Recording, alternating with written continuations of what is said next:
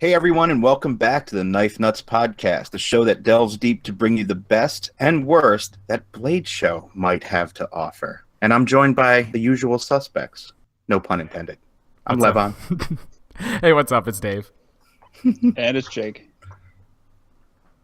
And Brian's on mute. Brian's in there too.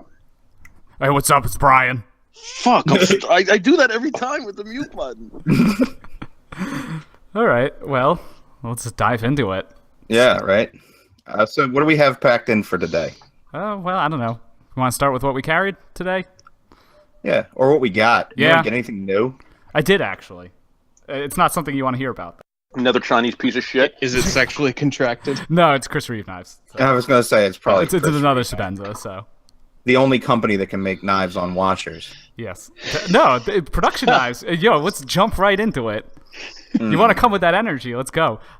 Do you remember, when did you start collecting knives? 2010, 2011, like I did? Who are Do you remember how saying much- you to? You, Levon.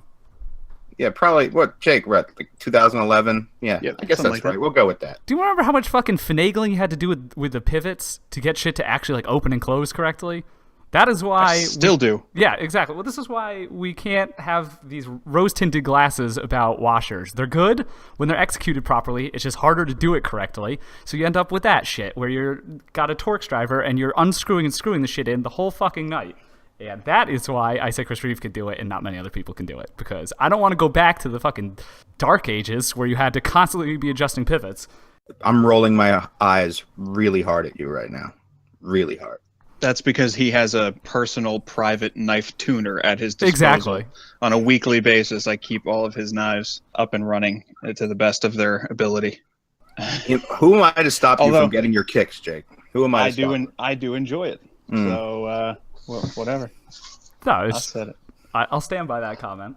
You can ship your knives here on a weekly basis. I'll tune them all up and ship them back to you. I mean, I don't.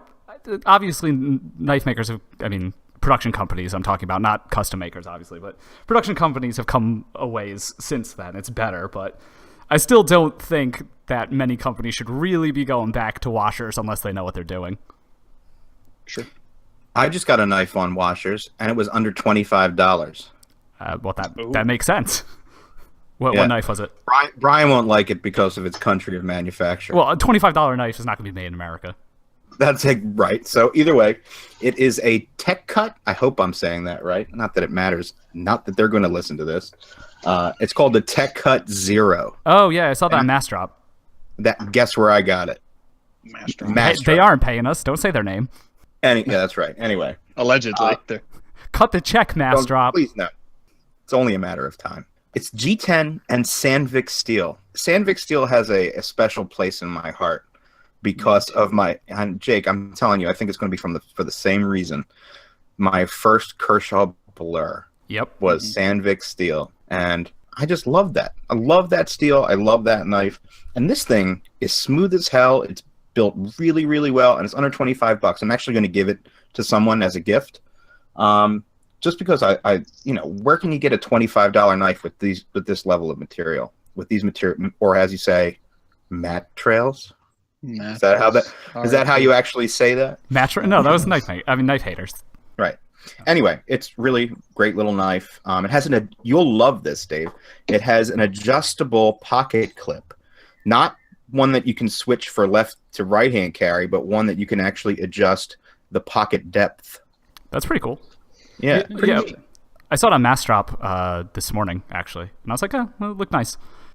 Oh, and also, I got more stuff. Yesterday, I was at a flea market, and I was talking to this incredibly old man who could barely see or hear, which was kind of like a stereotypical thing. It was really interesting. He was selling all these old slip joints, and in this pile of like Chinese-made, like semi-new stuff and fake Swiss Army knives, I found an old Ulster old-timer and a Schrade Walden jackknife, both from the 1960s, in like near mint shape. So now I have actually two really nice traditional folders in my collection. Nice. Guess how much I paid for them? You paid in butterscotch hard candies because it was an old man. Yeah, exactly. The equivalent of maybe some what do you call it? A chocolate raisin, perhaps. No, I got them both for $20. Nice. Yeah, it was nice. It's awesome. Yeah.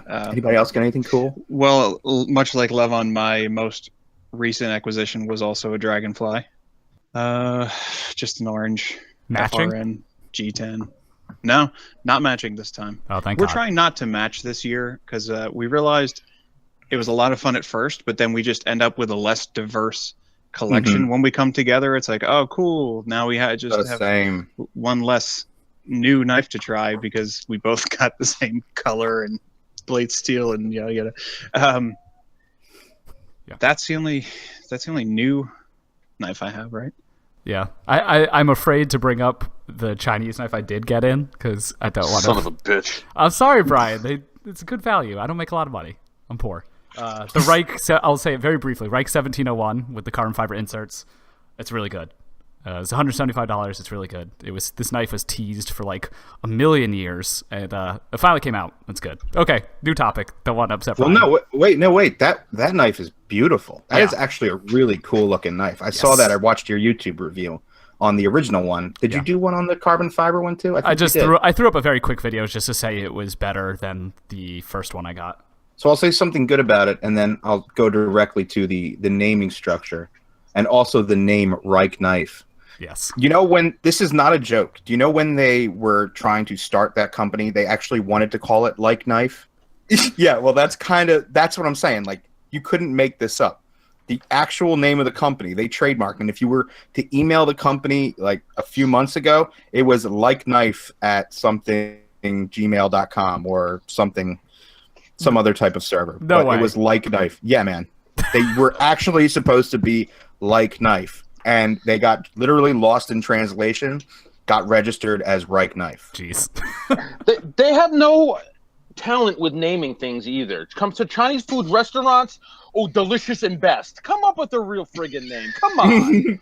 Auspicious is another word that comes to mind. Anyway, I was actually just on the Wieners and Steel Instagram page, and they they had a picture of a Chinese lady with value tattooed on her arm. Yeah, I saw that picture too. Yeah, it's just, these words that have, absolutely are meaningless and end up on really strange products, or in this case, human beings. All right. Well, should we jump into the news? Yeah, absolutely. All right. Well, it's another week, so guess what we're talking about? Lawsuits. Seriously? No, it's just small update. This one's kind of funny. So the lawsuit from Marfio and /Microtech Knives against Kai has been amended to include the fact that apparently they are now saying it was a conspiracy and that Kai was giving information and acting as Tony Scalambrini's handler when he wrote the blog post that caused the first lawsuit. So we've gotten into conspiracy territory. So anyone want to somehow figure out a way chemtrails are involved in here, or maybe fluoride in the water is making the knives suck? I don't know. Someone get Alex Jones to cover this one. Wow. So this goes deeper than any of us could have ever imagined. It's so deep. Somebody contact Mulder and Scully. Yeah, we need the X-Files on this shit. The chemtrails, the fluoride, it's making the frogs gay. And it's making the knives have lock rock. Forget Mulder and Scully. We're going to need Agent Cooper on this one. Yes. Ooh. All right. Well, you know See that? Twin Peaks reference? Yeah. Hey, it's back. I know, and I haven't seen it yet. Nobody spoil anything from me. Oh. You'll have to watch it before the podcast actually goes to air. So is that the extent of our news? Yeah. Besides pre-Blade Show stuff? I don't know. I also wanted to... So, Knife Haters, if everyone remembers Knife Haters, it was a beloved Instagram account that did a very good job of skewering some of the dumber shit in the knife community without necessarily being too personal. I mean, it was like, yeah, but I think everyone generally agreed with it. Well, there is Knife_Haters now, and I wasn't sure it was the same person, but they've been coming out with some excellent Photoshops lately that are making me think it is. So, Knife Haters is back. Woo. I think I saw the one in question. Controversial. It was the Balzano one. It was just the Photoshop is so good. Man, that's a controversial post on a controversial account. Yeah, well, That's as controversial as it gets. not to put our next guests on blast, but I would love to ask them about whatever happened to that money they were owed from said knife maker. Yeah. Yeah, maybe we'll find out on next episode. The ghost of Bob Lum. Oh God, I can't believe we didn't get any shit for that. I actually talked to some people, and they actually thought it was actually funny. People who I thought were going to like come at me, show me their hands, actually found that kind of amusing. It was refreshing. Yeah. So that's it for news. It's been a slow week. Slow 2 weeks. Well, that means we can get into the meat of today's topics, which is all the new stuff that's going to be at Blade Show That none of you will see. Yeah, that none of us will see. Nope. Let's get this disclaimer out of here. The only representation of Knife Nuts at Blade Show 2017 will be Brian Nadeau, the most social and approachable and loving person I'm approachable. in this group of people. You are approachable. You actually are. You actually have a really good reputation in the community as someone who is just an awesome dude. So, if anyone who is there and has a problem with our podcast, just bring it up with Brian. Great. Yeah. Voice all of your complaints to him. That sounds like a terrible It'll be idea. like back in the day when Shirogorov didn't have a rep in the U.S. and they only had Neil from True North Knives, and you had to bring all of your broken Shirogorovs to him at Blade Show. One time a year, you can bring all your complaints about the podcast and just give them to Brian, and then he'll bring them back to us. I'm sure they're the same complaints I have. Very true. About our podcast. Yeah, that's probably true. Brian's the It's one the, writing us anonymous iTunes reviews, 1 star. The album And covers. it's all based on who you got photoshopped onto. Come on, a dog got a lightsaber, and I was a. Well, I mean, it worked out, man. Yeah. It all worked out. You're a good sport. Yeah. So I don't know. Like, there's a big thing that we want to talk about, Brian. I really want you to spend a good time talking about the Nemesis dagger. But do you want to talk about that before or after we go through everyone else's stuff? I don't know. What am I supposed to be saying about it? What do you want to know? Everything from how it started, your philosophy on why you designed it. Oh, you're gonna make me go deep tonight, huh? Yeah, that's what she said. All right. And I'll say the same thing. I can't. I almost choked on my coffee. Oh, coffee. That's not coffee. So, do you want to talk about it now, or should we talk about everything else first? Whatever you want. Whatever. Like I said, I don't have a spiel that I'm gonna ring out. So you ask me what you want to know, and I'll answer it. All right. So, how did you get such an awesome name for that dagger? You're such a jerk. You know that? It's funny because I had a few different other names that I've been saving up over the past year and a half or so. Every time I come up with a cool name, I put it to the side. Unfortunately, I've still been stuck in that goddamn Storm theme. So it was nice to get away from it and finally put it to bed, No, you still got the monsoon. No, I'm not And doing that. I thought this was going to be the tsunami. And whatever else, it's done. I'm waiting for the Sharp by Design Tropical Depression. It's the smaller version of the hurricane. You wanted to see like a Scandinavian designed one and call it the Maelstrom. You guys are reaching now. Yeah, we There's are. something else called a maelstrom, though. What else? What is it? A flashlight or something? I don't know. There is. Is that a cue to talk about flashlights? No, not at all, but I think there is. All right, well, Brian, let's talk about the dagger. What made you want to design such a thing, first off? Part of it was just being that it's so symmetrical, or it really should be, in my opinion. I guess you can make one that's not, but I think the beauty of the dagger is that it's symmetrical from all different axes of the knife. Is a very symmetrical style knife, and that really plays into my OCD when it comes to stuff like that. So it was a perfect match. This guy is so OCD that he will not make a knife with a carbon fiber on one side and titanium on the other. That is bullshit. So It's not bullshit that I won't do it. It's bullshit that you do it. I hate that. That makes me nuts. I can't stand when somebody has a show side and a lock side. My opinion is for that kind of money, they're both show side. They should both look the same, And to have one side different from the other, especially material-wise, it makes me nuts. And then they'll make the thicknesses different too. Oh, that's the worst. So it's not sitting in the center. Oh my god. Oh god, I hate when the handle scales are different thicknesses. It's the worst. So the one that you've completed as of this recording is the tactical version. Is that what we're calling it? That's what I'm calling this one, only because it's all grayed out. It's going to be what I'm going to enter into the tactical folder contest this year, and I built it specifically just to do that this year because I had nothing to really bring. Being that I won a couple times, and I don't know, it just kind of. For me, it's something I want to get into every time I get there. That's pretty really why the only reason why I even go to Blade. I don't really need to do shows anymore. The way I sell knives doesn't work well at shows, so I kind of do the Blade show still. Just you're like a pro wrestler that gets a taste of the championship and he just needs it more and more. That's awesome. No, I wouldn't say that, but Do you think RJ Martin's going to enter this year?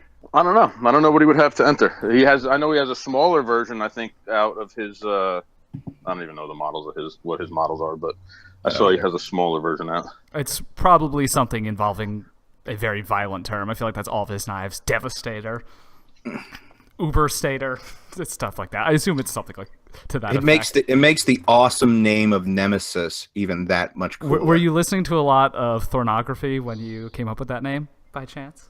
I don't know. Levon, did you?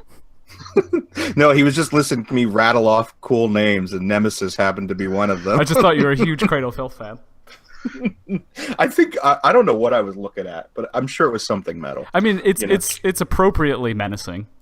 Yeah, I thought it just fit. It definitely fits. Yeah.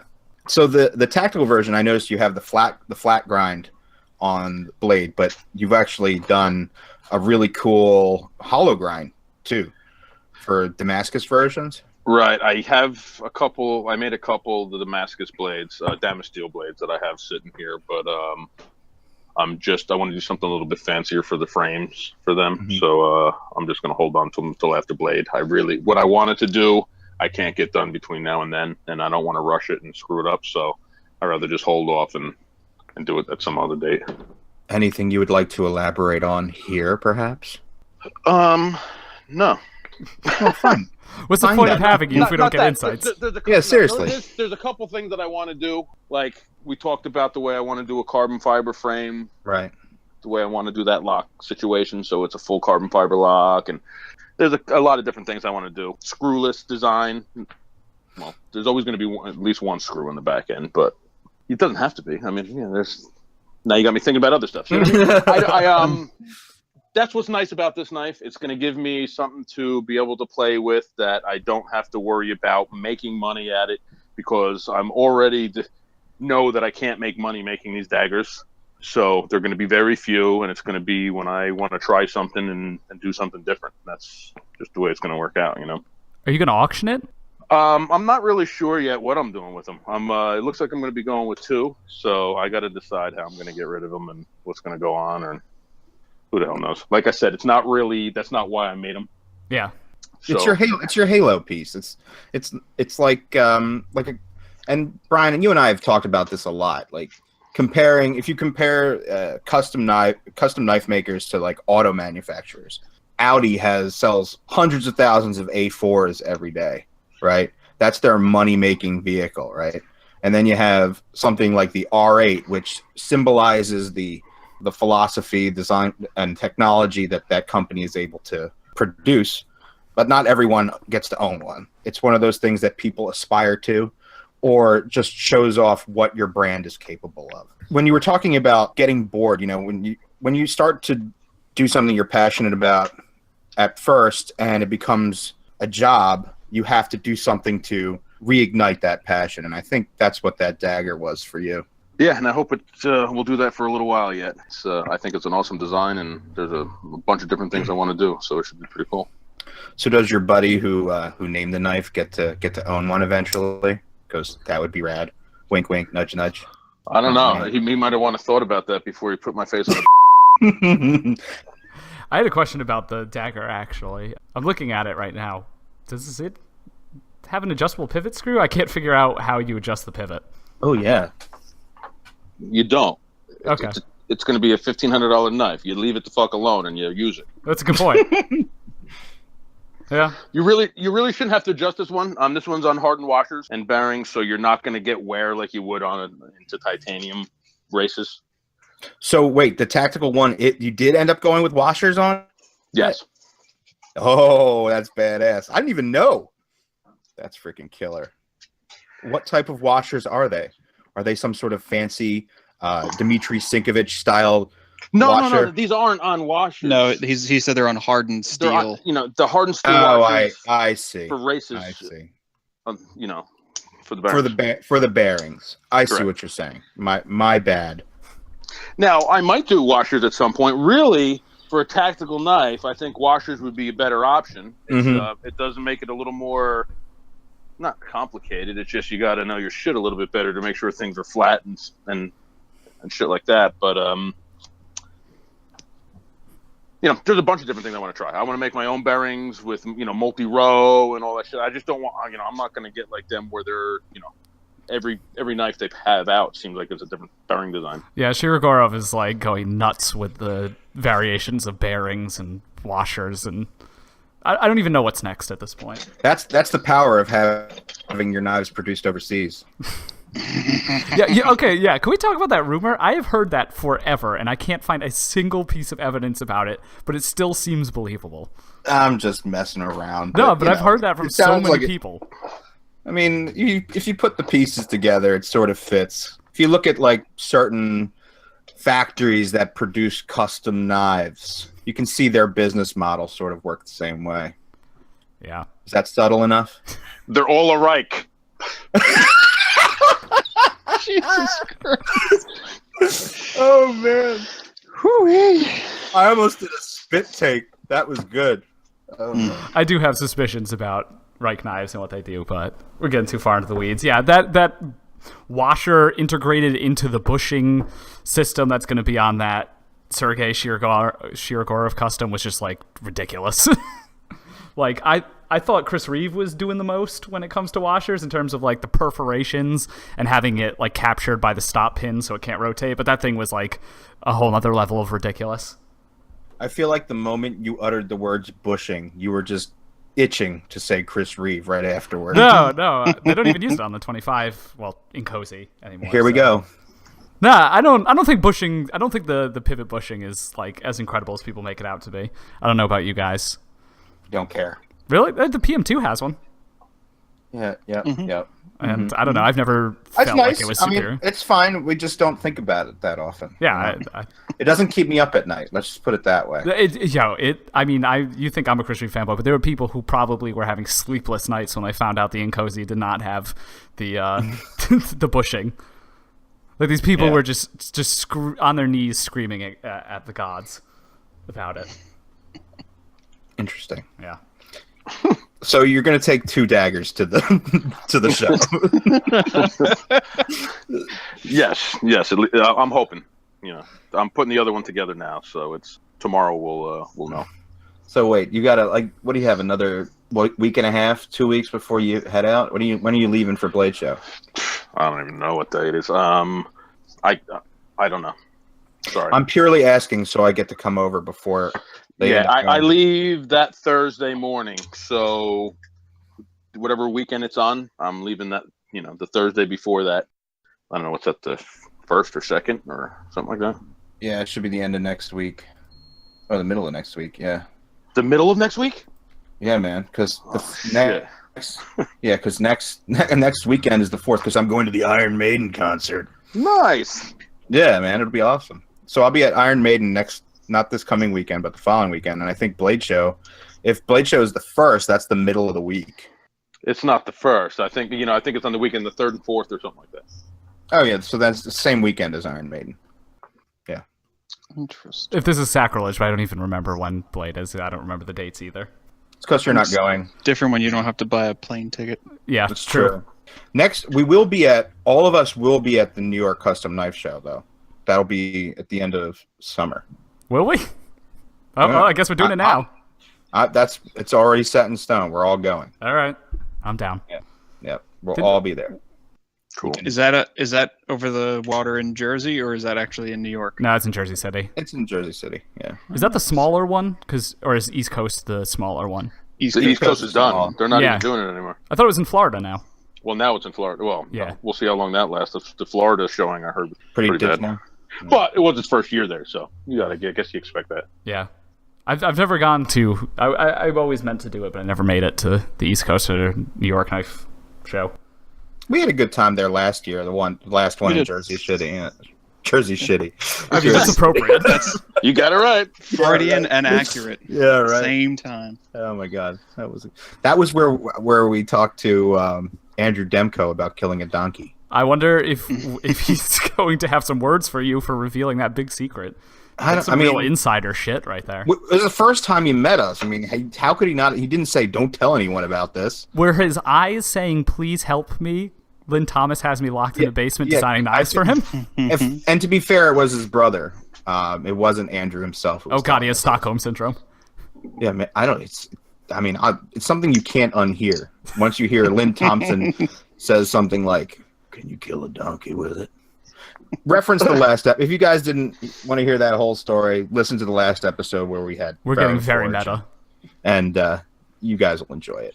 Yeah, but Brian, we're looking forward to. I got to get my hands on that dagger before it disappears. Yeah, I'm here. You know where I am. I'm going to be here for the next 6 days. Absolutely. And Brian's home address is. No, we're not going to do that. Doesn't matter to me. It should. I'll stack the bodies outside. It should. Yeah. So, Dave, what else have you seen that you're excited to see pictures of at Blade Show? Yeah, that's about the best we can ask for. I don't know. So since I'm more of a production knife guy, and Blade is kind of in a weird time of the year, and that's why production companies generally don't debut anything at Blade. So it's kind of weird that the show that is devoted exclusively to knives is not where knife companies debut their products for the year. But they do most of that at SHOT Show at the beginning, which is in January. Makes a lot of sense. I mean, it makes sense, but there's still a certain bit of strangeness to it. But nevertheless, I don't know. There's not a lot of stuff. ZT might finally have the 427. Does anyone remember that one? The really, I'm going to say ugly Sinkovich design. Are they intentionally going for muscle car designations with his stuff? Obviously. Yeah, because they went with the 454 and this is a 427. I'm into that. That. Yeah, maybe for the Sinkovich Halo products, but that knife, I don't even know when was the last time they teased that thing, but that one hasn't really manifested yet. I don't know. Is that? They steal that off of Ed Brown pistol stuff? Doesn't he do the same thing with his pistols? I think he does. You're right. Yeah. That's that weird sort of curvy one, right? I mean, Dave? That's putting it lightly. That is weird. It's really fucking weird. I still think it looked okay, and I'm not usually into that level of wacky. It's really wacky. Yeah. But speaking of wacky and production knives, how about that new Wii knives with is it Isham? Isham Bladeworks? Isham Bladeworks. Oh yeah. Wacky is also a kind way to describe that one. It's really out there. But there's more void than knife. Yeah. Nice. I mean, it's an exercise in design, so I don't want to be too mean about it. It's just not my style. Certainly not my style. That's not what you said earlier. You said it will age like fine milk. Yeah. Well, I mean, I'll say that about Alexei Konashin's designs and Decepticons too. That shit looks dated now already. I mean, it was really cool for a while, and then too many people did it, and it's just I think that it looks very 2013 to me. Brian, what were you gonna say? We talked about this through texting. It was watching him put out all these whacked out designs. I was always wondering, can they even be made into a real knife? The lock geometry work right and stuff. So for me to see designs like that actually, come to a working prototype, I think that's pretty awesome. It's right. Yeah. The style you might not like the style, but not everybody's gonna like everybody's style. It's pretty wild. Yeah, I mean that's true, and not even from a custom standpoint. It's a full-on production knife. Yeah. Well, that's pretty cool. His other design just debuted, the Kaiser Megatherium. It's finally for sale, and that thing is really cool. Actually, I like that design a lot. And it's also a really great name. Yeah, well, yes, it's a giant sloth. Yeah. But it also sounds like to Megatherium. Yes, that's exactly where I'm going. All I think of it is don't say it anymore. Don't go any further with it. No one will get it. Yo, stop. Listen to Celtic Frost, people. Yeah, seriously. Oh, Jesus Christ, you guys should know that one. Wow. That Well, was since we're talking about out there designs and particularly sparse ones, I got into an interesting conversation recently with an engineer. Do you guys remember a process called sintered titanium? It's 3D printing. Yeah, that the line steel tie dust. Yeah, the tie dust, and then there were a couple other attempts. And actually, there's a new Sinkovich design.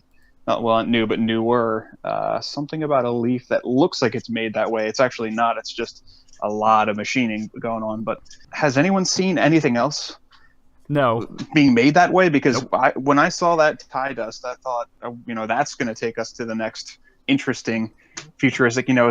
We're in a place now where CNC is not above and beyond. It's not unobtainable. So maybe this 3D printed sintered titanium is going to be the next unobtainable thing. It's just something I'd like to see more of, and I wanted to put it to you guys in case you had heard or seen any other products, even if it's not knife related, anything else being made with that process. I've seen stuff in surgical equipment made that way. Okay. It was, and I could be wrong, but this is how I remember the process being described to me for surgical implants. It allowed them to make porous titanium spinal implants so that sinew and bone and stuff could grow through and merge with the titanium, which I thought was pretty cool. Yeah. And that was actually a Pennsylvania-based, a local company who actually utilized that. And this was many years ago, dude. Yeah. So it's interesting. It's not. I don't find it as aesthetically pleasing. And it's also really cost prohibitive. Yeah. I think the reason we haven't seen it is because Lion Steel's the only one that took the plunge, and the machine was like millions of dollars. Yeah. But speaking of the tie dust, let's back up. So Lion Steel stole the goddamn blade manufacturing award that year because they just came out with the tie dust. Their shit is not worth getting that award. I'm just going to throw it out there. Hot take. Well, what was it that won some crazy award, like best production knife? The best knife was the Metamorphosis. Yeah, the Kerr Metamorphosis. They just straight up stealing these awards. Lion Steel comes in and finesses the blade show. They come out with one knife that no one likes, but is like impressive in some way, and then they just straight up take those awards. I think the judges just like their accents. Well, it's like the Grammys. The awards mean nothing at the blade show. The production awards. Brian, yours are worth something. Every time you open your fucking mouth, I like you less and less. No, Brian, have you looked at the production awards? They're terrible. You think the awards for us are any different? Everything in life is a game. Well, we know it's not political. You know and who you blow. No, we know that the custom side isn't political because you don't have a diplomatic bone in your body, mister. So Brian, I think you talked about it on the first episode a little bit, but can you recap what it looks like when you're trying to win one of these awards or entering a knife into one of these categories at Blade? Just because I think it's relevant. Basically, it's pretty simple. At a specific time during the day, it's Friday, I think between 3:30 and 4 o'clock, you have to basically, you leave the convention area, and across the hotel, they have these different little rooms. And you go into your room, and there's maybe 10 or 12 tables in there, however many different awards they're doing. And you basically put the knife that you're entering on the table for that category. And you have to make sure that you have your card with it, with your table number, because apparently you can't enter the contest if you have a booth. You have to have a table. But then, right. Everybody has ways around it. Well, I'm going to share a table with this guy, and it's always some kind of, everybody does shady shit. But basically, only certain people are allowed to get into that. You're supposed to have made the knife yourself. And you can enter, I think, up to 3 knives into 3 different categories. Basically, once you walk away and you come back and find out what happens. That's basically it. So all these judges they enter the room in unison with like these long black robes and hoods covering their eyes. No, that's how I want to picture it, at least. No, it's most of the time Neil from True North Knives is one of the judges. Mm-hmm. Many times it's been Les Robertson has been another one of the judges. Basically, well-known guys in the knife industry. They're the ones that go in and judge it. Gotcha. So it's a lot of purveyors of knives, people who own knife publications. Are there any makers on the panel? I don't know if any of them have been makers, and that and that's it's funny that you say that because there really should be. I feel like there should be. Even though these guys have been around and know what they're talking about, Sure. there's still details and things that other people don't understand. And my opinion, it would be good to have a top tier maker on that. Yeah, it would help to eliminate some of like the really terrible production knives that get awards. Maybe when Forged in Fire inevitably goes off the air, they can moonlight as Blade Show judges. Seriously. But the reason I said the awards don't mean anything except for the custom ones is because the custom makers don't have enough money to pay anyone off, especially Blade, whereas maybe Todd Rexford does. But with the production companies, you know what won collaboration of the year last year? Refresh our memory. Florian Knives and Russ Comer with the Sniper. Do you guys remember that knife? Nope. Exactly. Mm-hmm. Yeah, So the production knife awards are like the Grammys. It's just who you know or who knows what's going on. But the custom ones are, I believe. And speaking of like names, how cliche is the name Sniper for a knife? There's like 12 knives with that name. I can actually name 3 knives off the top of my head with that name. Don't, because we have. I could too. Sniper, Sniper, and Sniper. Browse had a Sniper. Yes. Kirby Lambert had a Sniper, and then this one. I remember what the Browse one looked like, but not because of its beauty. Don't forget Sniper Blade Works. Oh, yes. Yo, what happened to them? We need to put an APB out on them. Someone just offered me one of those in a trade. Nah. That's pretty much what my reaction was. Those things are hot for like 2011. I honestly don't think they're that bad. I think that's a pretty good hard use knife. Yeah, my beef was just with the grinds. Hey, they are a little bit small. I don't really know how to describe it. Yeah. Yes. Anyway, let's see. I'm looking forward to the mini stitch by our buddy Sebastian. I have one of the full size stitch, and it's like one of those knives that like people are like, oh man, that's overhyped, blah blah blah blah blah. But when you get one in hand and you really see how much detail and work that he's put into them, it's a really great knife. Jake, what do you think? It's a great knife. It is a great knife. The grinds are great, smooth as hell. Really enjoy carrying it. It's just one of those knives that I don't get bored of. Do you know what I mean? Mm-hmm. So a smaller one would be a welcome addition to my collection. That's for sure. Mm-hmm. Yeah, maybe when they cool down a little bit, because what did that auction end up Even going for for? $3,000. Oh yeah, no, wow, yeah. The auction for the first one went almost to $5,000. Ooh. Yeah. God Yeah, damn. I mean, no. And and more power to Sebastian too, because he does work hard and he really is living the American dream, and I do wish him the best. So that's really cool. He's living the American dream, driving across half the country. I feel like he's always on some ridiculously long road trip. Yeah, I'm telling you, man, the guy works. It's 100% true. Yeah. Well, maybe if there's a production version of the mini stitch, because I don't think I'm going to be touching a $5,000 production any day soon. Another custom by a friend that I'm interested in seeing, and a future guest on this show. It may be the next one, it may not be. Maybe the one after. But John Gray and his partnership with Tracker Dan, and they're coming out with and you've probably seen the prototype pictures online and some of the final models at this point. The Blood Shark folder. So it's actually a folding version of one of Tracker Dan's most popular fixed blade knives. And honestly, I wasn't too familiar with Tracker Dan stuff, but apparently it's hugely popular. And it's one of those knife silhouettes that you know what it is before you even see the thing. You know what I mean? And I got a chance to play with the prototype, and it's actually on washers. It's not on, when I say washers, I mean it's on those, what did I say they were, Dave? Nylatron washers. And it doesn't have like a traditional opening mechanism. So it doesn't have a flipper, doesn't have a thumb stud. It just has John Gray's like deep fullers that you sort of pinch and open. And it's really satisfying to open and close. It's ridiculously smooth.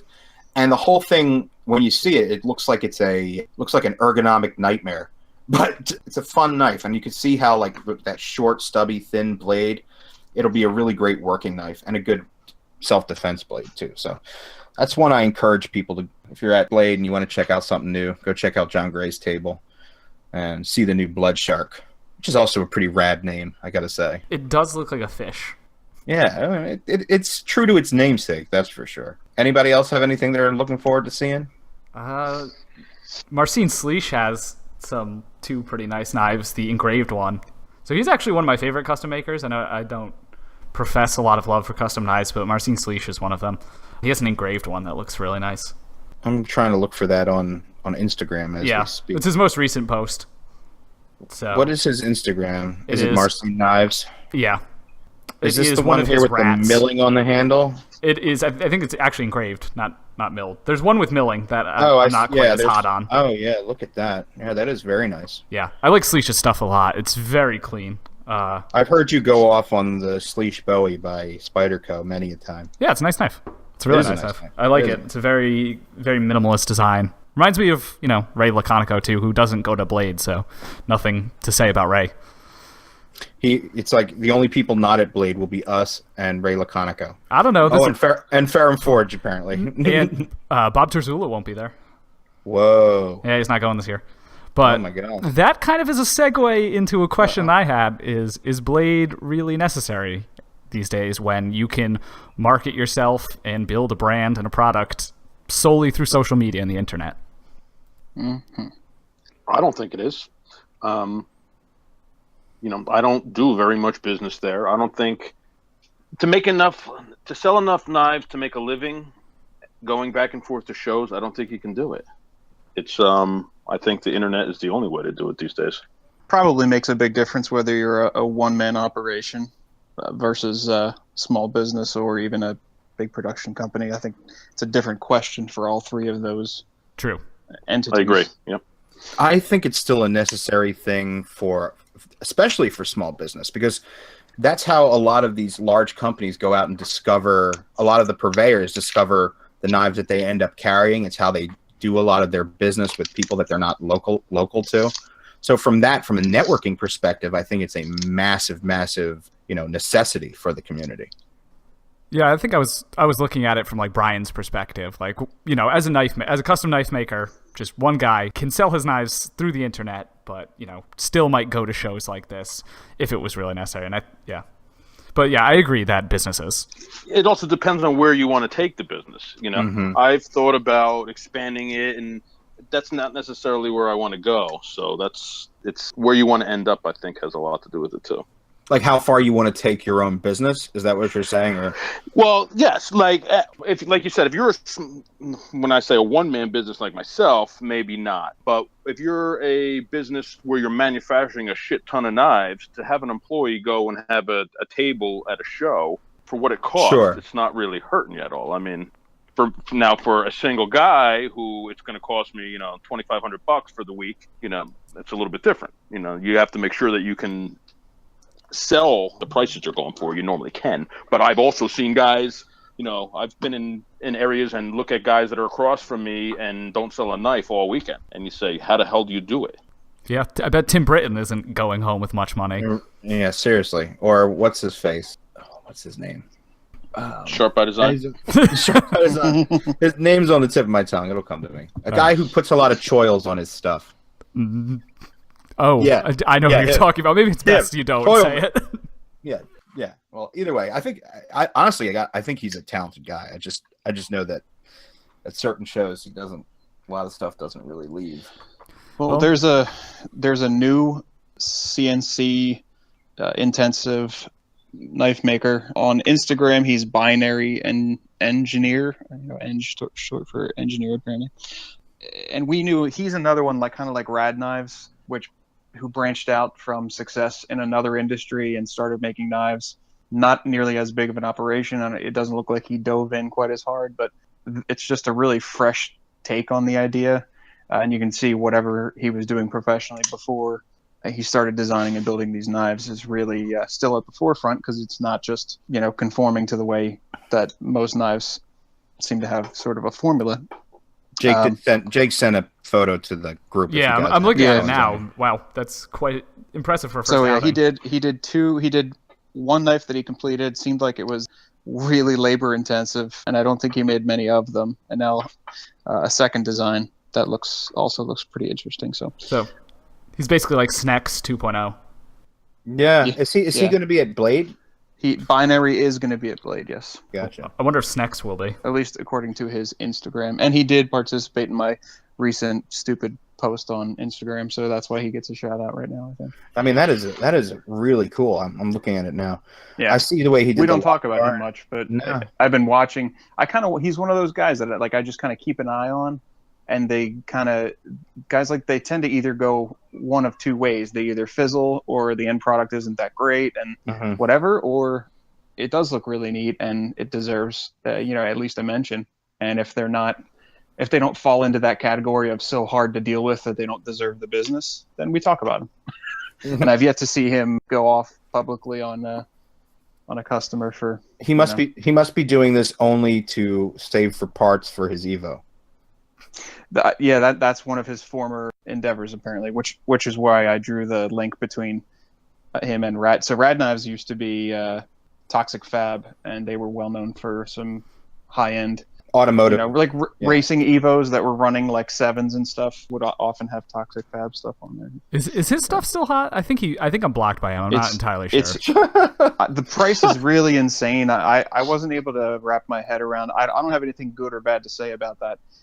The Rad Knife stuff, I feel like it went from, hey, I'm a new knife maker, to $5,000. 5, like 12. So quick. Oh yeah, and above. Yeah. That I just wasn't able to wrap my head around what the hype was about or what people were getting. So I still don't have a first-hand opinion.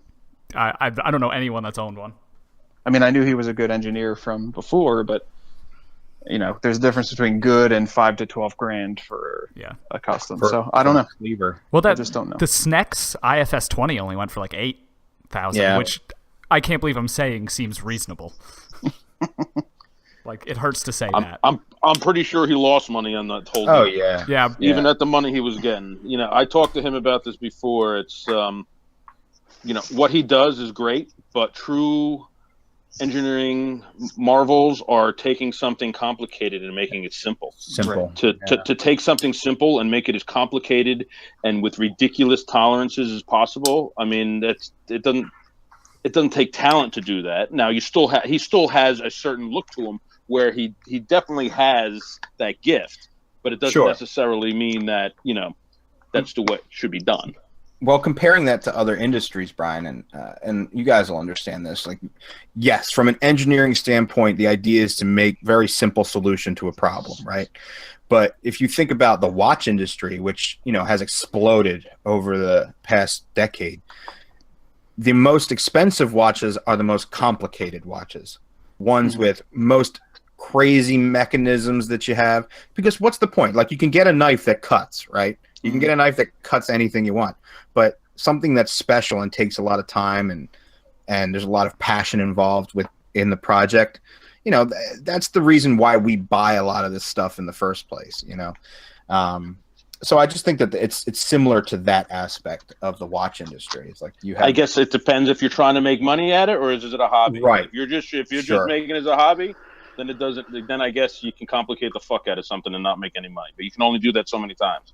Truly. I mean, you could make your knives simpler if you wanted to, Brian. Of course. You know what I mean? It's the same kind of thing. It's like you got to have an identity with it, too. Yeah. Well, Brian, you did say you were interested in doing a screwless design. I'm wondering if you can do one that is actually affordable or if it's just a pipe dream. I don't know. I have to look at the whole situation. It depends. That'll be interesting to see. There's some challenges for sure. Anytime you have to machine some of that weird pockets and stuff, it gets costly. It depends on, and part of it is how many can you sell, and like with this dagger, for example, I know I can't make money on them. So that's why I'm not making a ton of them. Now, I don't know. It's just it's such a complicated thing to get a hold of and trying to make the right decision when it comes to stuff like that. I'm still struggling with it. Yeah, that's like the Koenig Zaneta, which was I think the only production screwless design. That thing, they didn't make many of those.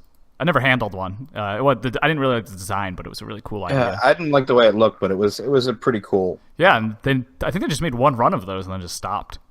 I'm assuming for reasons that Brian just outlined. Yeah, precisely. Yeah. Yeah.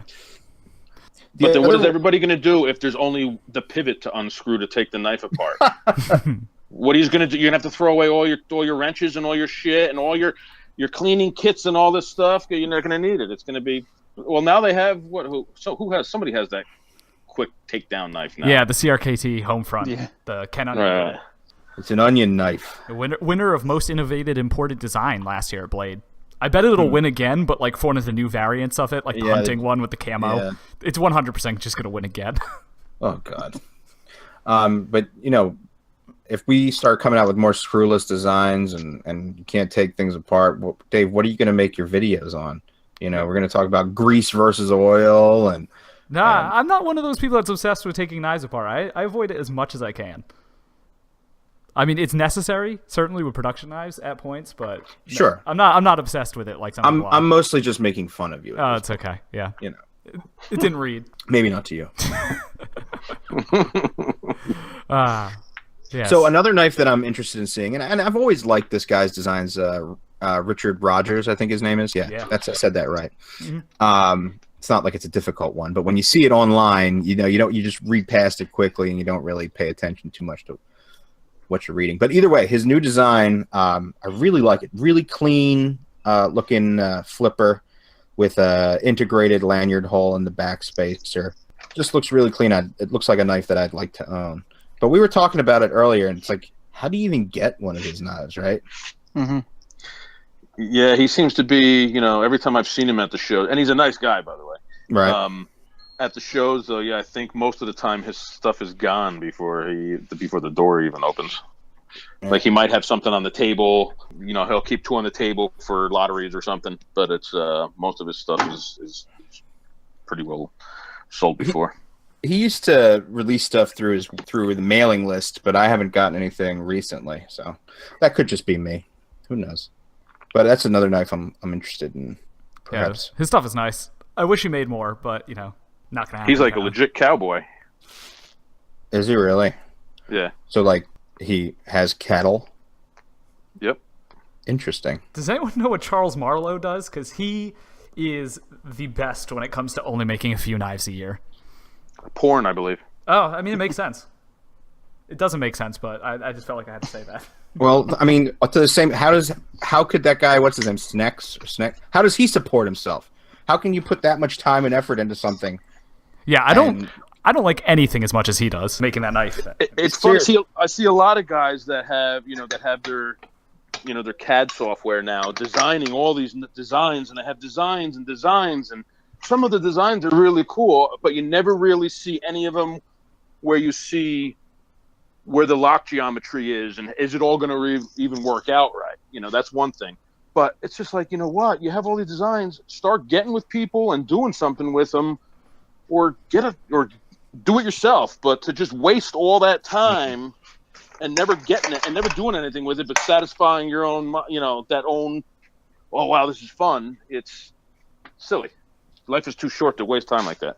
I agree with you. Yeah, and going at least get $100 3D printer and make it that way. Really? Make it out of plastic. Yeah, just make it out of plastic. See if it works. You can make your own washers that way. Yeah.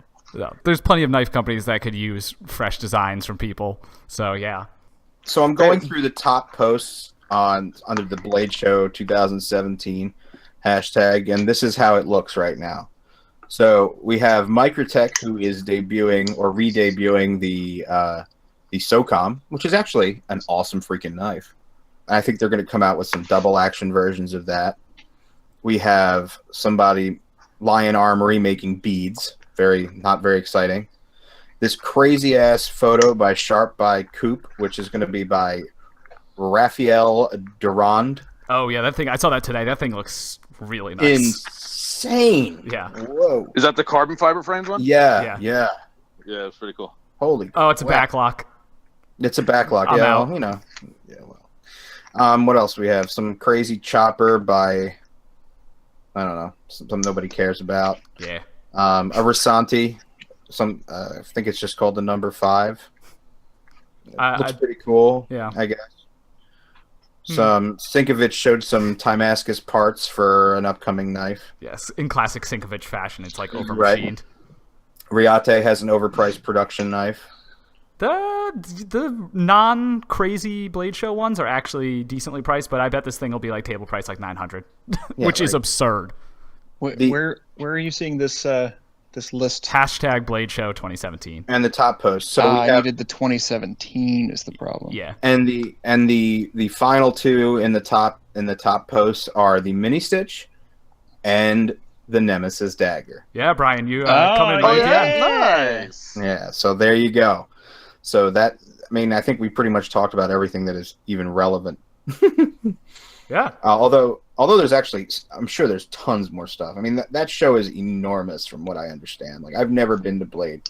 I know people are going to call us posers, but, that's just the way it is. Yeah, you really have to get down there. Yeah, I know. I don't want to be around that much neck grease. Yeah, dude, people are just going to come find you now. That's what. Trust me, you'd fit in perfect. Yeah. I think Will Keith is more the type.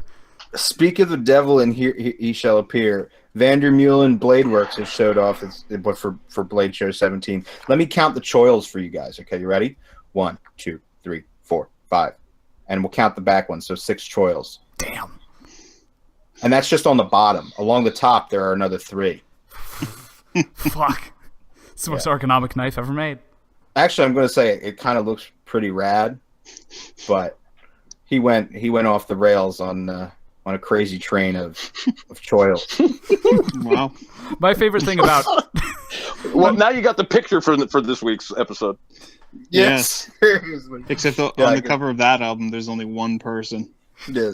As long as it's not me, I'm good. I'll have to do a different Aussie cover for each of us. Yeah, Brian, you're Bark at the Moon. Great. Yes. Right. Great.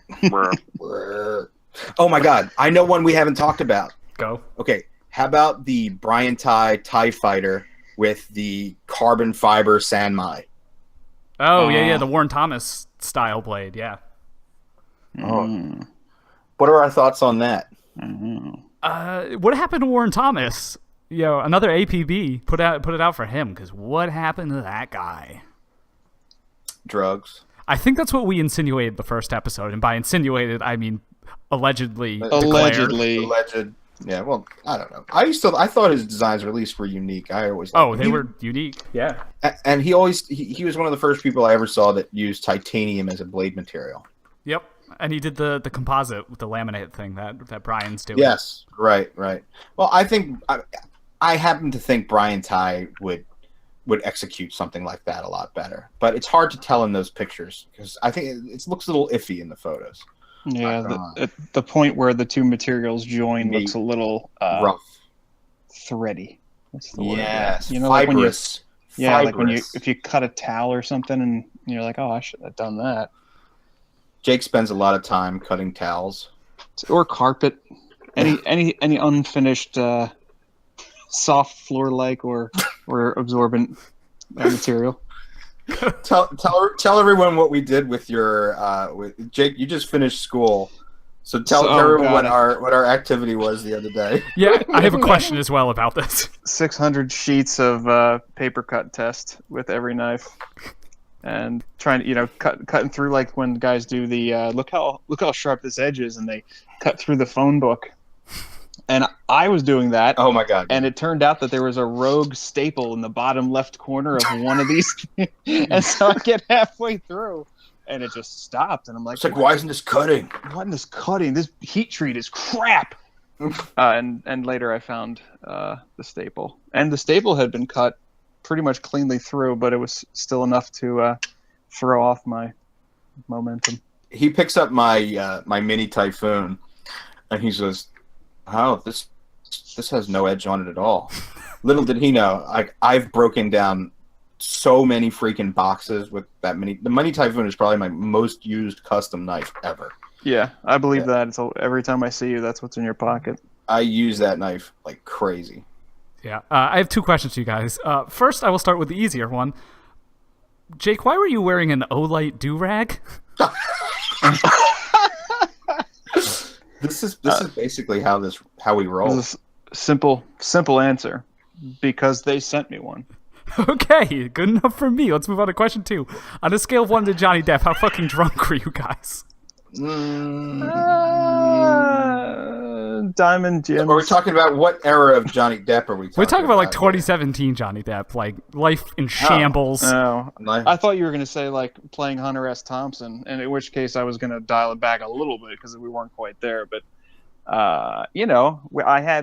I tried like 7 or 8 different IPAs that night. Okay. I was less inebriated, but I still had a. But I just finished a very, very difficult semester, and there were some demons I needed to let out by increasing my BAC until they couldn't live in my bloodstream anymore. When you sweated out, it was captured by your Olight Durag. And at that time, an Olight Durag just made sense, I guess. Yeah, and also wearing the 85-pound all copper R50 Seeker Olight around my neck as a sort of a weird, dangerous necklace. If you guys want Jake's Olight Durag, call us 1-800-223-9797. Well, maybe we'll do that as a giveaway. But speaking of really great, speaking of flashlights, this is a fantastic segue.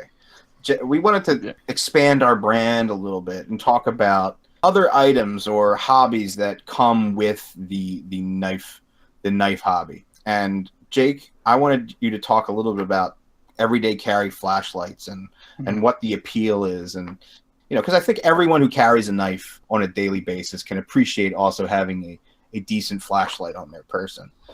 But and like anything else, I mean, knives can be separate or just simply part of an EDC hand dump as it's come to be known on Instagram. Never which I categorically don't tend to do, but achieving a certain level of quality as like the standard for the things that you carry, being reliable and having some understanding of how they work so that whether they're going to break on you or not can be helpful. So it's pretty common for people to ask me about how they should choose a knife because my social media persona, it's pretty obvious that that's something that I spend a lot of time around and talking about and learning about.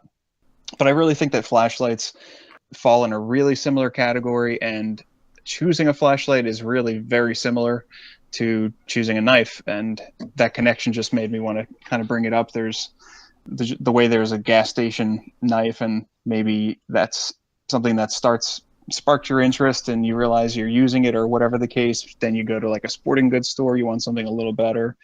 You end up with an imported Kershaw or something, and then you go online, and next thing you know, you're buying your first Benchmade in Spyderco, and then not long after that, it's Midtex and Customs. And I think the driving force there is that you're seeing there is some kind of return on investment. And if you use a flashlight and you say it's in your pocket right now and you turn it on, chances are that it's either dim or it's putting out light that has a strong blue tint to it, or maybe both. If it's using a non-rechargeable battery, these are the kind of things that in the knife world would equate to bad blade steel or a poor lockup or something like that. So just really briefly, we were just thinking of ways there that if you don't want to dive into a new hobby, but you want to be able to just get the most out of your money, we talked briefly about certain vendors, some of them specifically more knife vendors, kind of do a little bit of the homework for you and don't bother offering the kind of variety you would get on like an Amazon or something. I went and I looked at what are the top selling flashlights on a few big sites like Amazon, and I looked at Blade HQ and I looked at Going Gear. Illumin was one that Lavon and I used before and got some good deals. And choosing a battery form factor, do you recharge your own batteries, or do you need something you can just toss out a AA and put a new one in, or whatever the case? If you're willing to make a very small investment in time and money, I think you really get your money's worth, and not just twice as good of a flashlight, but 10 or 20 times as good of a flashlight for a surprisingly small amount of money. Just like the same way at the lower end of the knife spectrum, I think the first time you go from a no-name brand to just an imported knife from one of our an imported Kershaw or an imported Sure. Spyderco or something like that, the quality is just so much higher for really not that much more money. You know, it's like this is a PSA to pay attention to that sort of thing if you rely on your flashlight at all. And if you want to know more, I'll tell you why. So Jake, what are 5 things? Can you say 5 things that someone should look at when picking a flashlight? Like what are 5 things to look at when picking a flashlight? So the first thing I would do, or I would recommend, is how are you actually going to use it? Because it's really easy to get all oogly-eyed when you see something that's pink or purple in your case and looks real pretty and it's shiny and you just want it, and then you realize either it's way too big or it's way too small, or you really needed a headlamp and you got a handheld, or whatever the case. Think about the real life application. If it's going to be in your pocket every day, it shouldn't be too bulky, and it probably shouldn't be made out of brass or copper, even though they look nice, unless it's on the smaller end. But like this big, I keep looking at this huge R50 Seeker Olight, and I mean, it does weigh. That was a gigantic freaking like 3.5 or 4 pounds. It's a 26650 cell that.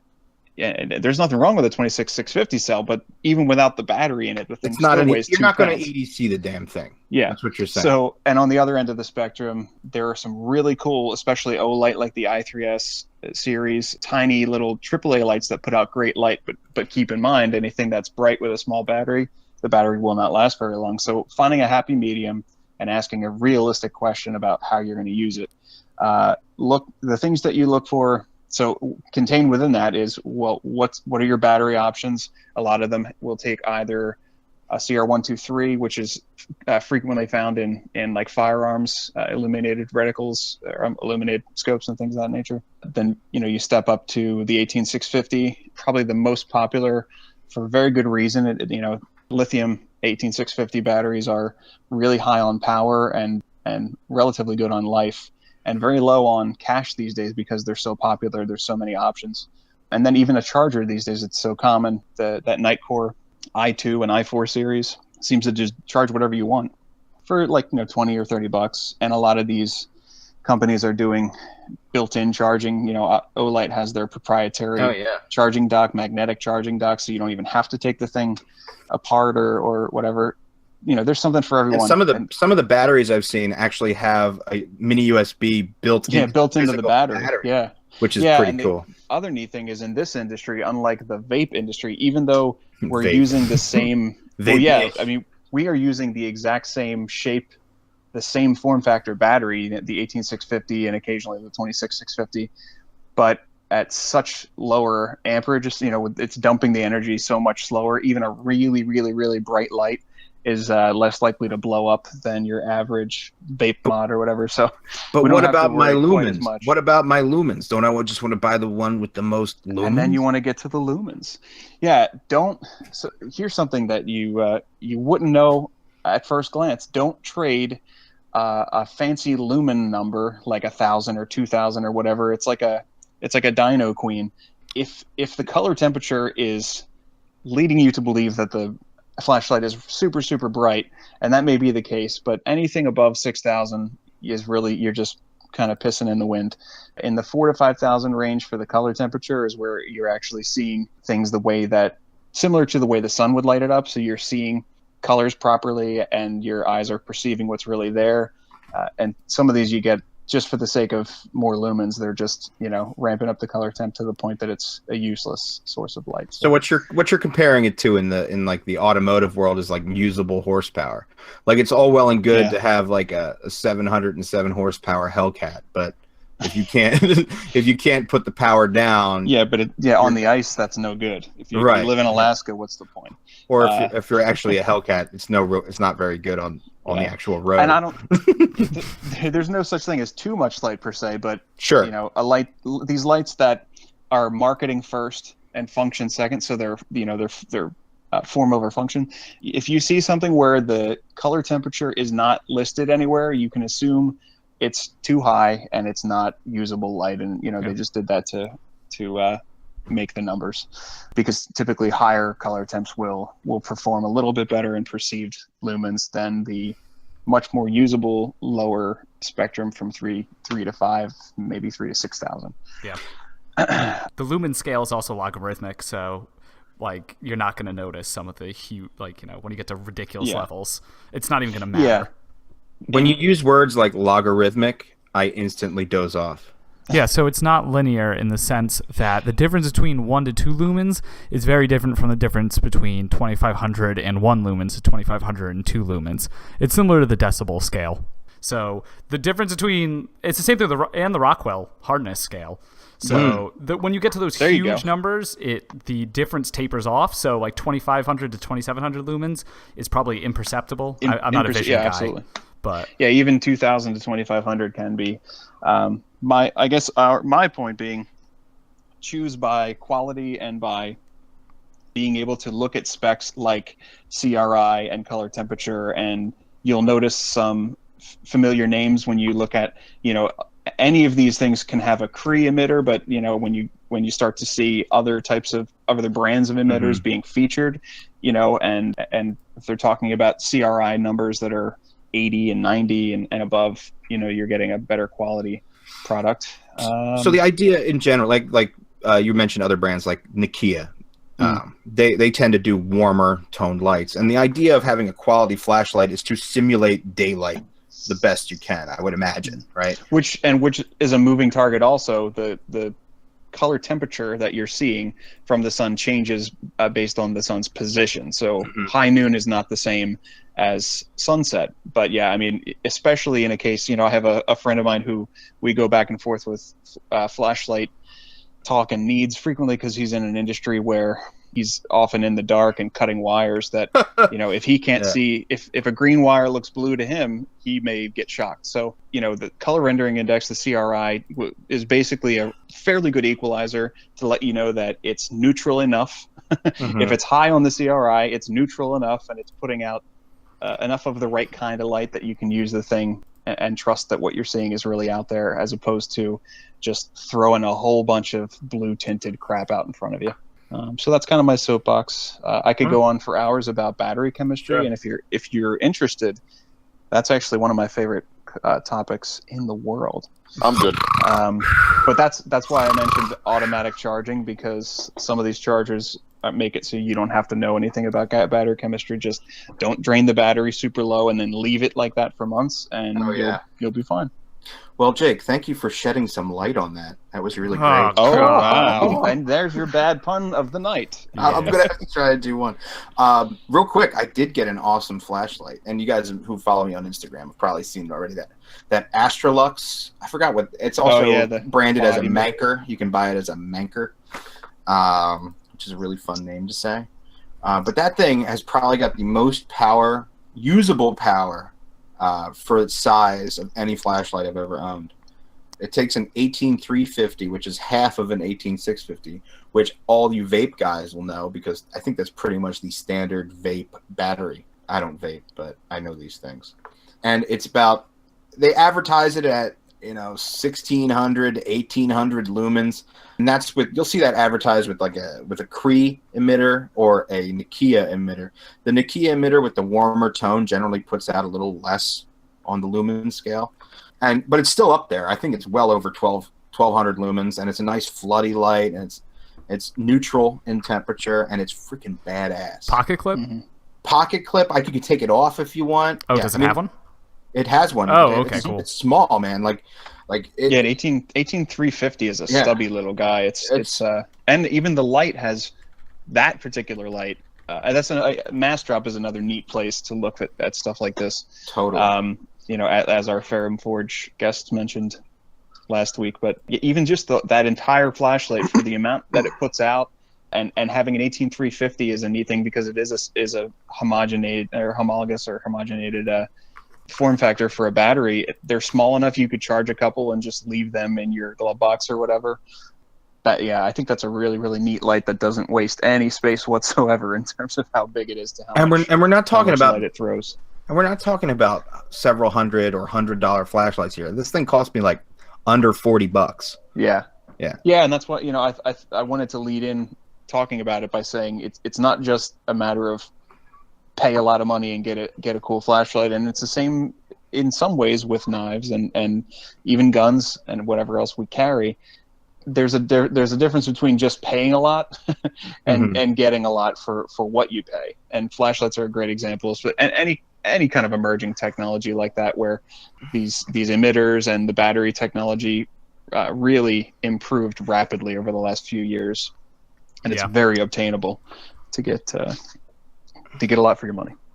That's pretty cool. Well, at least none of us are in the dark anymore on this topic. God. Bad pun number 2. Get him out of here. Can you do 3? Can you get one more before we finish? Let's see what happens. Yeah. But we'll digress. Let's talk more about knives, because this is the Knife Nuts podcast, and it could be a little more enlightening. Oh, God damn it! Yo, can you remove him from this chat? I think we can. I can't. That was really bad. I'm actually, No, I'm proud of you. You got 3. One thing you can tell is we're not too deep into the lights yet, because we don't know the dirt on everybody in the industry yet. I didn't mention that's because it's all faceless. But until you get into like the weirdos who make custom flashlights, it's all just faceless Chinese companies. and then there are some American makers who put 75 tritium vials in their sexy machine. Can I just say, machine titanium. I love me some tritium. You're tritium. a hype beast. No, I'm just a watch enthusiast. He's an altered beast. Yeah. A Sega Genesis reference? Damn. Well, it's probably better than hype beast. Where the hell did that come from? I don't know. That's what I think of when I hear the word beast. Rise from your grave. Okay, I'm done.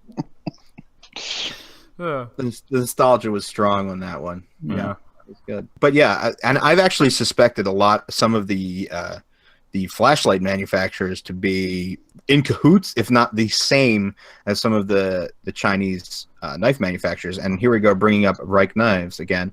I believe they are the same company as Jetstream. It's a hot take. Jet Beam? Jet Beam or Jet Stream? You know what it was? It is Jet Beam, and it's really funny because someone had hashtagged the name of that company wrong as Jetstream, and they tricked me into thinking that it is Jet Beam. I think Jet Beam and Reich Knives are actually the same company. I mean, they could be use dun. the same facilities. I don't know. What does it say? Phoenix Lights now has a knife brand called Rake Knives, and they make good. They are made by the people who make real steel. It's hard to keep track of these OEMs. Guys. Yeah, the Rake P801. I think that's the one I have. Those are those steel frame locks, right? Yeah, that's a great knife, and it's made for Phoenix. So maybe Phoenix is just made by the same people who make these. Who knows? Bingo. Yeah. Well, I didn't say that without any sort of research. Like, Reich has flashlights that literally match the knife. I'm sorry, Reich has knives that literally match Jet Beam's flashlights. That's cool. I've never really looked into them. I admittedly am not a huge flashlight guy. I carry one every day. It's probably the second most used thing I use after my pen, but I have a Through Night T10 because I like AA's, and there aren't many good AA lights anymore. We got to get him that, Jake. What's that one that we carry all the time that I got? The Jet Beam SF AA01 is, I think, the best. That's the best AA light. It is badass. Yeah. If I see one online, I'm going to send you one day. All right. But or just send me the link. And keep in mind, even a AA light, you can throw a 14500 is the rechargeable. I recommend if you haven't done that, you have to do it. Like, I'm running an Ultrafire. I think it's I forgot what sort of capacity it is, but that's what I'm running in that particular flashlight, and it's awesome. Yeah, I had an Eagle Tack in titanium that I used to like, but I lost it at an Arsis concert. Fun fact. Oh my god! I've been listening to Arsis nonstop for like 3 weeks. Arsis is so good. So good. James Malone cut my hair in a bathroom at a concert venue. Are you kidding me? Nope. Guy is a friggin' genius. And he cuts hair well. Jake, do you remember the first time you heard Arsis? Not as well as the first time I heard Winter Sun, but I'm guessing I was in your car. It was your yellow S4? Yeah, it was the same night. I was like, I've got 2 things you've got to hear. Wow. And they both stuck with me hard. Yeah. Yeah, the second Arsis album. amazing. No, the Celebration of Guilt is so much better than United in Regret. Their debut album is incredible. It is a masterpiece. They're both great. Yes. They're both. They haven't made You're any bad boring ones. our fans. Nobody gives two shits about these bands. Fine. They're great. We're sorry. bands. We'll talk about stoner metal later. Thank you. No, we're enculturing them to some great tech death metal. Yeah, listen Knives are made of metal. It's the whole thing. Yeah. This is what you Relevant. get. You can cut this all out, Dave. No, I'm not cutting it out. These people need to hear about how great Arsis is. Anyway, All right, quick hits here if we're going to end soon. sure. All right. Throw out your predictions for overall Knife of the Year 2017 Blade Show. What do you think's getting it? This is going to sound like maybe I should curb my enthusiasm a little bit, but that Nemesis dagger is bad. No, you're It's talking fucking production bad. wise. Talking production. Production. Oh. Yeah, so your options are 777, 999. It's gonna be it's probably gonna be the 999. I think they're going to give it to Riot this year. No, Yeah, man. they always go with something weird. I'm gonna go with like maybe the 427 actually. Oh no, that was at last year, so I don't. No, they're not. Yeah, No way. so I think the 999 was last year, wasn't it? Yeah, 999 was last year, so Yeah, maybe it could be the so- 427 this year. And ZT hasn't done another flagship to my knowledge. Yeah. Well, we'll find out. This is the time when they show the weird stuff. Oh shit, yeah. Yeah, so we don't know yet. Oh, is this when they announced the Yeah, they announced their Halo 777, knives. 888, 999? Yeah, we don't know. We don't know what ZT is bringing to the show. Oh, And, well, so then- Spyderco will probably have some crazy shit too. No, they don't go. No, Spyderco doesn't do They crazy. they do IWA in Germany. They don't go to Blade, or maybe they go, but they don't debut anything new. Well, I know that like we talked about this earlier. Kai does their whole big production line at SHOT Show, but they save limited editions for Blade. Okay. I think So that'll be interesting. okay, American-made Knife of the Year. I think that's going to the Bench-made Anthem, even though it's totally unproven. That thing sucks. Yeah, I'm pretty skeptical about it, but I think that one's gonna get it. That seems like I can't stand the way it looks. I think it's the most boring looking thing ever, and they're like tooting it as the hottest thing since sliced bread. Can I say that I actually like how it looks? Of course, because it looks like a fucking Chris Reeve. Yeah, a little bit. It's understated. Except for the dick clip, that's not that understated. It's boring, is what it is. It's got chevrons. The kids like chevrons these days, right? That's what I think of as Benchmade. Brian likes chevrons. Did we lose him? No, he's I'm here. still What do you on. want me to? What the fuck you want me to say? Yeah, I know. I love them. All right, chevrons are officially not cool anymore. The old man of the podcast likes them. Oh, right. Yeah, I don't know. As far as production knives, I can't help but think that they're going to give some attention to that Isham Wii collaboration. Yeah. Well, I mean, I guess it just comes down to who enters, Yeah. because it isn't based off of that. All right, and then best tactical folder, we'll just give that one to Brian. Oh God, if it doesn't, then the whole thing's a sham. It already is. You don't know what people are showing up with. Yeah, we do. If it was going to be something good, we'd probably know by now. Okay, one last one. The most insulting award of Blade Show, best of the rest. Who's getting it? Oh my God. Who won last year? Koss Hanwei, the company that makes like swords and shit. I have no idea what this award is. It just sounds insulting. I mean, it sounds pretty crazy. I think it just what they don't really have a category for. Yeah. That's what you Sure. would put that in. Yeah. So Honorable mention or the participation award? Yeah. my question is, who gets the manufacturing award that used to be Chris Reeve every year, and then Lion Steel Stole it. Oh, they're just going to get. broke his They're going to thunder. give it. They're going to give it to Lion Steel again. No, think so? that award is actually not bullshit because it's voted on by companies. So they basically Okay. have to give it to each other, and that's like the only one I believe. So if Wii Knives doesn't win for best production knife, they'll win for that. We or Riot. I got my money on my man Chris. Actually, I'm still going. I'm gonna. I think that's the safe money, but I'd be interested to see another company win it. I don't think he's going to win again until he dies. Yeah, that's also fair. Yeah, That's what's going to happen. Like now, everyone's listening to Chris Cornell because he's dead. that is That's what's going to happen. good point. And I love Chris Cornell as much as the next guy, but kudos to him for the publicity stunt. Oh Ooh. my goodness! Wow. If you're a grunge musician and you don't kill yourself, you're irrelevant. Yo, that's a lot of pressure to put on Eddie Vedder. Serious? Oh, yeah, seriously. He's the only one left. Only one left. And if we're going to go that far, Jerry Cantrell is not long for this world either. Yeah. Hey, do not say anything bad about him because he's a dick. God. I've met him. Oh, never mind.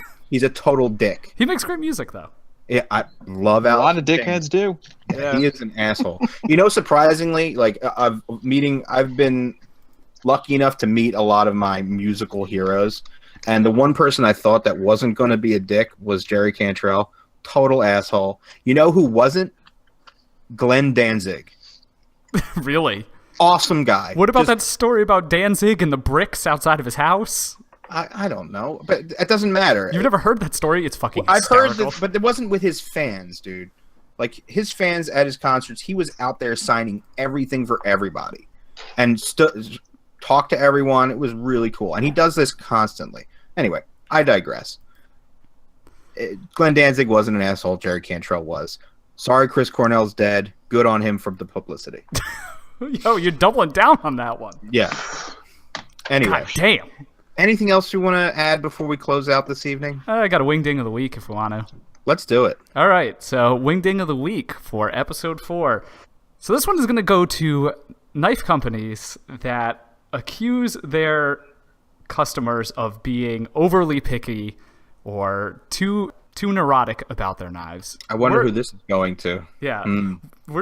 We're at a point where if you are selling knives that are more than $400, you can't expect people to not be picky about the knives. And it's not our fault if you're not keeping up with the rest of the market. Like detent play, I think, is something that a lot of knife companies haven't really caught on, is something that bothers enthusiasts. But then you bring it up and they're like, what is this? I don't know what you're talking about. And like, don't put it back onto the consumers, onto your customers, like it's their fault. When a knife that is, hundreds of dollars, that should not have problems like that, and you shouldn't. I just think it's a very bad practice to be blaming your customers for it, and not looking at yourself for it. Out with it, Dave. Out with it. I agree that there's tons of people who are terrible to custom makers with this shit, but like production companies, it's different. Sure. So who's your wing ding? Those companies that do that. I've had it done to me. It's the whole category. It's just a broad swath. I've had one custom maker do that. I've had production companies do it. It's just it's really annoying because it's just like it's insulting your intelligence to be like, oh yeah, I bought a $400 knife and I shouldn't expect things of it. Sure. So can you also describe what detent play is for some people? Sure. Now I can add to your list of neuroses, everybody that's listening. So, yeah, seriously. Detent play is when you have a ball detent in the closed position and either the hole is too wide or it's not drilled deeply enough, or maybe, Brian, you can expand on why this happens, but it causes the blade while closed to be able to flex a little bit as it's opening. It's really noticeable with flippers, where if you press down the flipper a little bit, it'll start kind of opening, and you can get it to like flex back and forth. And it's just annoying, and it makes flippers feel a lot less crisp. Interesting. So the blade sort of just wiggles around while in the closed position. Correct. It turtle heads. I was going to say it if Brian didn't.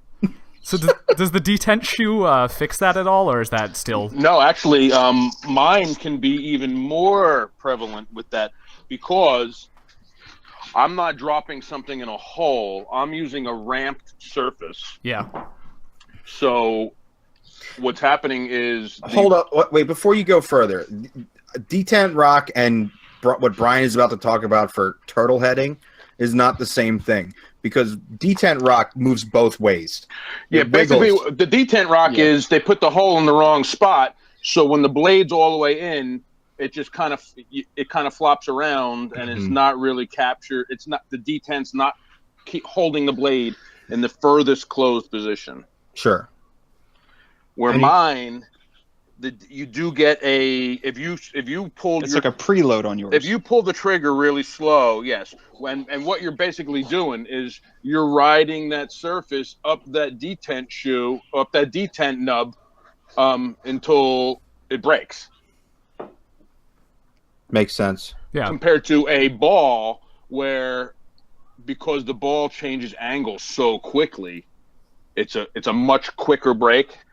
I have some things I could do to make some better or worse. You know, if one is really bad, I could take some time and work it out. So, you know, if anybody does have that and it aggravates them, you know, just let me know. And this also wasn't a personal attack on No, Brian. not at all. We were talking about a larger company. Yeah, production companies. And that's just the nature of my design, you know. Sure. So it's not like if you'd have my knives, I've heard many people say this is the best detent that I've ever felt. Sure. And other people will say, yeah, but it's a little spongy. They want that really quick deployment, that break, yeah, that glass break, you know, like a trigger break compared to an AK trigger break. Yeah. I think you pointed out pretty quickly that knife companies shouldn't be acting like there's nothing wrong because, as you said, it's when you drill the hole for the ball wrong. So yes, so precisely. Yep. That's Wing Ding of the Week. That's pretty good. Any other odds and ends, gentlemen? Nothing here. John Gray next week or next episode? Well, it's kind of a toss-up. We actually have a couple guests that are lined up to come on. So it'll be either John Gray or we'll actually have Austin and Ben from Blade HQ. Yeah. So depending on how this gets scheduled up, that's who we have to look forward to. Should be two pretty interesting shows. So are you going to be? Are you going to have John with you when this happens? Yeah, you know, John is pretty much a neophyte, so we're probably going to end up at a mutual friend's house, and I'll set up the microphone and a computer there, so John and I will be in the same room. You know, because I know even talking to him on the phone sometimes, his phone, like wherever he is like crazy. The dude has gone through so many cell phones in the time that I've known him. It's metal dust, right? He just drops the freaking things. Yeah, I don't know. Anyway, thank you everyone for joining us again. My name is Levon. You can find me on Instagram at metalevon, METALEVON. That's 1L. And that's pretty much where you're going to find me. Dave? Hey, everybody. I think it's been long enough since the lawsuit, so you can find me as Misanthropia on Blade Forums and YouTube _Misanthropia on Instagram. Nice. Instagram Whiskey Pickle Jake. Nice. I wanted to change it, but I feel like it's too late. Yeah, don't change it now. And you can get me at Instagram is probably the best way. Sharp by Design. And another thing before we close up, we do have a website, knifenuts.net. We have some pretty cool information on there. We'll have some additional information with links to things that we reference on the podcast. And I'm hoping to have maybe some merch at some point. If you guys would like your feedback on stuff like T-shirts and maybe mugs or something, just to get some merch out there. Mugs? I don't know. I like coffee, don't you? A fucking mug. Well, what would you prefer? T-shirt's good. T-shirt's good? Maybe, but not fucking mug. I like mugs, man. Mugs are good. Anyway. I get my coffee from Dunkin' Donuts, so I don't need a mug. Oh, that's right. Anyway, thank you guys for listening. We really appreciate everyone's support. We've had a lot of fun doing this, and I can't believe we've made it to episode 4. So have fun at Blade Show if you're going. And a lot of great. I was just going to say great feedback, and it's nice to know that we're not wasting 2 hours every other Monday just listening to ourselves. It's nice to know you guys are actually enjoying the show. Absolutely. Thank you again, and have a great evening, day, whatever it is. Watch out for the neck grease at Blade. Neck grease. Good night. Bye-bye.